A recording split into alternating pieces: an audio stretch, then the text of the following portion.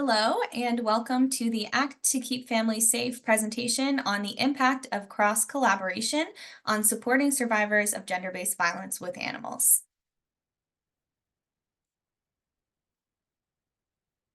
So we'd like to start out with a brief land acknowledgement. As a remote organization, Humane Canada acknowledges the many Indigenous nations and communities that have relationships with these lands since time immemorial where our work takes place. We express our gratitude to all Indigenous communities, First Nations, Métis, and Inuit for their past, present, and future leadership and stewardship. We're inspired by and grateful for Indigenous ways of knowing that teach us the interdependency and interconnectedness of all life forms and our relationship of mutual reliance and shared destiny with other people, animals, and the earth. We encourage everyone to learn more about the Indigenous peoples who are the original stewards of the lands you reside on, and you can do this by going to nativeland.ca. We also will mention this affirmation was in part inspired by the words of the Honorable Maurice Sinclair in his speeches to the Senate of Canada regarding Indigenous ways of knowing and animal welfare. So before we go any further, we'll just quickly take a moment to introduce ourselves. My name is Claire, my pronouns are she, her, and I am a coordinator for both the ACT project and the National Pet Food Bank at Humane Canada. To give a visual description of myself, I'm a white woman with long brown hair, and I'm wearing a colorful knitted turtleneck, and I'll pass it over to Sue. Hi, everyone. My name is Sue O'Neill, and I'm the manager of the ACT project as well as Promising Practices project. My pronouns are she, her. And to give a visual description of myself, I have long brown hair, blue glasses. I'm wearing a headset with a microphone, and I'm wearing a purple blazer and a black shirt. Thank you. Okay, so we'll just quickly touch on a few reminders before we kind of dive in. We want to mention that language is very important, and so is maintaining a space of openness to learning. So, as we review and discuss, the language that we define is important to remember and use throughout our discussions. We know that language can be misused and mistakes can be made, and so we encourage an openness to learning from our mistakes. In the ACT project, we like to say we are humble and ready to fumble, so we'll just keep that in mind. We do use language that's been shared with us by Women at the Center, which is a national survivor-led organization that's one of our lead partners. And so I'll share a few of the examples of this language that we use. This includes survivors rather than victims, declarations rather than stories, reported rather than alleged, aggressor rather than perpetrator, and accomplice rather than ally. We are also conscious of our use of imagery today, and we want to contextualize that we intentionally use imagery to represent the many kinds of animals that survivors may be responsible for or have a relationship with. So we are conscious that some images might not necessarily represent best practices regarding animal welfare, such as the inclusion of animals that might be considered wild animals, but we really want to ensure that no survivor voice is left out regardless of the kind of animal that they have. We also want to acknowledge the survivors with us today in this space. So, those who have self identified, those who have not self identified. We recognize that some survivors in this space may be representing their sector while also holding their own survivor history. And we just want to take a moment to say we really appreciate the contributions that you bring to this work. Um, yeah, you can feel free to reach out to our team if you'd like to discuss this kind of part of our project any further with us. Please do ensure to monitor yourself. This is a very complex and potentially triggering topic, so we respect ourselves as we move through these discussions, respect your needs, take breaks as needed. We encourage you to stand and stretch if you like, and just be kind to yourself as you listen to our presentation. So we'll quickly identify a few learning outcomes. Following this presentation, you'll be able to describe what the violence link is, identify barriers to survivors securing safe, affordable, and animal-friendly housing, and be able to access the Act to Keep Families Safe model to further your advocacy and collaboration work to prevent homelessness for survivors of GBV and their animals. So why is this project important? Where did it come from? Well, we know that many, more than half of Canadian households include a dog or a cat, so they're multi-species households. And that means that there is likely a significant portion of survivors of gender-based violence that have an animal that are confronting a system that really doesn't support or include services for survivors with animals. We also know that COVID-19 increased animal adoptions and exacerbated the effects of social isolation. And so this situation has really only become more dire. To address the violence link, so in case you're not familiar with what the violence link is, there is a strong link between animal violence and human violence, and there's an overlap between animal abuse and other forms of violence, such as intimate partner violence. So, instances of domestic violence where there are animals in the home often include higher reports of animal abuse, which are being documented.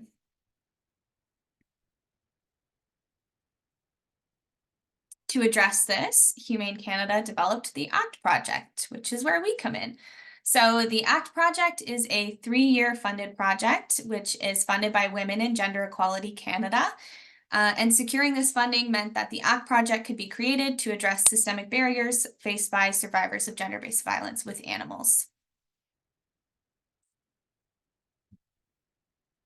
We would love to take a moment to acknowledge the foundational work of those who were involved in this project since before it was even created and then throughout the entire project. So, the research conducted that is foundational to this work was performed by Dr. Amy Fitzgerald, Dr. Rochelle Stevenson, and Dr. Kendra Coulter. We express our sincere gratitude for the work these researchers have done with survivors and animals that really underpins the work we've been doing. We also want to acknowledge the foundational work of Jasmine Ferreira, a PhD candidate at York University, who was the previous manager of the ACT project. Jasmine created the foundation from which this project was built and collaborated with our stakeholders to create the ACT to Keep Families Safe model.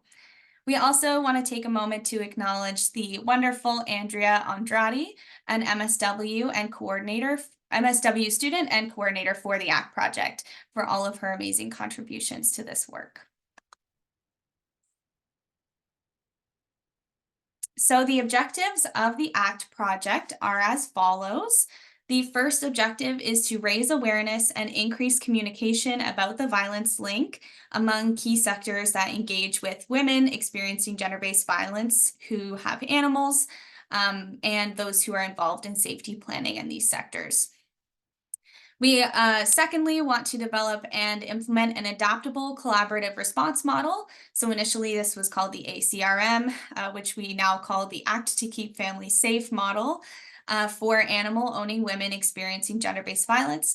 And we want this model to be adaptable to underrepresented groups of women, including Indigenous women, survivors, the official language minority community, and women living in rural areas.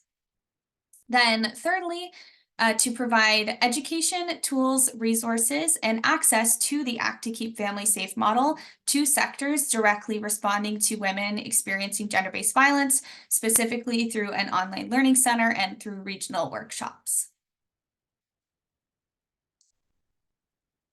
We are completing this project and the project objectives largely in part due to our 40+ partners across the country. This includes partners in animal and human service organizations that are shown here. Because of their support, specifically our consultation and collaboration with them, their contributions help build the Act to Keep Families Safe model. Our collaboration with partners allowed us to integrate multiple perspectives, and so this reinforced the need for collaboration across sectors to create better programming and better supports for survivors and their animals. So speaking of the Act to Keep Families Safe model, here it is. So as mentioned, this model is built with the support of our many, many project partners and our amazing graphic designer. So this model offers resources, education, and tools to support organizations and champions to build on or expand upon animal safekeeping programs that support survivors and their animals. So we can kind of share a little bit more about the details of the model later on, but this is what it looks like. It has 6 building blocks, and the idea is that you can kind of enter or leave through any part of the model. There's something for everyone. And with that, I'll pass it over to Sue. Thank you, Claire. As Claire mentioned, we have partnered with survivors of gender-based violence with animals, and from that perspective, there can be challenges in leaving abusive relationships, as well as barriers to accessing animal-friendly shelters and housing. The decision to leave a violent relationship is difficult. Survivors may depend on their aggressor for housing or be financially dependent on them. Their finances may be intertwined and more vulnerable to financial abuse. Survivors may also fear an escalation of violence if they do leave, and if there are children, concerns for their safety as well. Leaving is made further complex when considering the needs of animals in the survivor's life, which is our focus today. Survivors can experience challenges in accessing animal-friendly or inclusive shelters and services, and the bond between a survivor and their animals may cause them to delay or reconsider leaving. The aggressor can use that bond to coerce, control, and in some cases threaten harm against or harm the animal to control the survivor or prevent them from leaving. When a survivor does leave, there are barriers to accessing animal-friendly or on-site sheltering options. Few emergency shelters are inclusive to animals, nor have placement options for animals. In 2018, only 1% of Canadian domestic violence shelters provided an on-site sheltering option for companion animals. This is a major barrier to survivors who must choose between safety and animals. Sorry, everyone, who must choose between safety and leaving their animal behind with their aggressor, where they may be concerned for the safety of the animal or maybe giving them up entirely. For off-site animal sheltering options, these programs are often short-term, and individuals fleeing violence and abuse may not know the exact amount of time they will need for their animals to be in that sort of care, and they may not have other housing options once that time limit is met. And once it is met, survivors can experience precarious housing or homelessness. Offsite animal sheltering is not a great option for survivors because they might not be able to visit their animals depending on the program. Being separated can create worry about their animals and also leave them without that emotional support and companionship that animals bring to their lives.